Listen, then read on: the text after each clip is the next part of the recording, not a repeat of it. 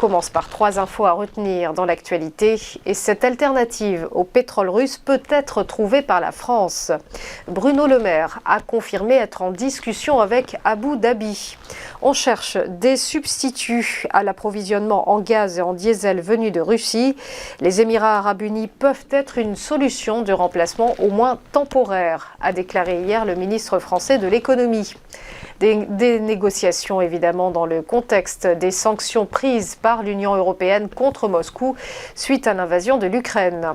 Lundi dernier, les 27 ont convenu d'un embargo sur 2/3 des importations de pétrole russe.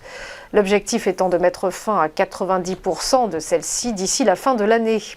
Mesure destinée à assécher les sources de financement de la guerre menée par le Kremlin. Bruno Le Maire, qui par ailleurs se dit optimiste pour notre économie. Nous aurons une croissance positive en 2022, a-t-il assuré ce dimanche.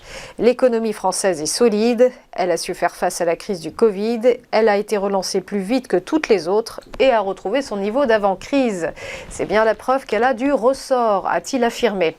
Actuellement fixée à 4%, la prévision de croissance pour 2022 sera néanmoins revue à la baisse au mois de juillet, a indiqué Bercy.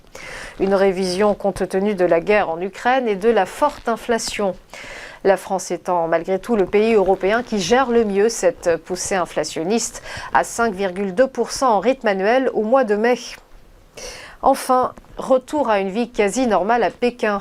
Dès ce lundi, la capitale chinoise assouplit progressivement son protocole. Après des mois de restrictions sanitaires pour contrer la propagation de Covid-19.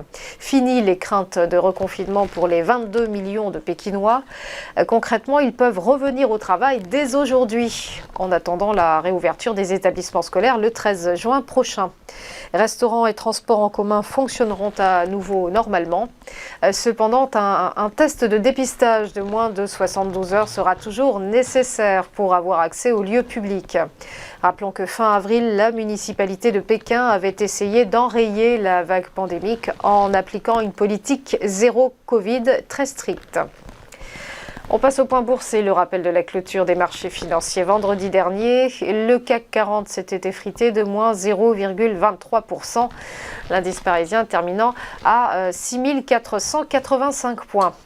À Francfort, petite chute aussi pour le DAX, moins 0,17% à 14 460 points.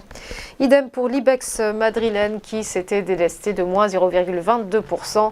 Et quant à la bourse de Londres, elle était fermée en raison du jubilé de la reine Elisabeth II. Du côté de Wall Street, le Dow Jones avait dévissé de moins 1,05%. L'indice élargi du S&P 500, lui, a lâché 1,63%. Et quant au Nasdaq Composite, il avait cédé 2,47%. Enfin, un mot du Nikkei, l'indice de Tokyo qui ce matin gagne 0,56%. Voilà, restez avec nous. À tout de suite pour Chronocac et l'ouverture des cotations.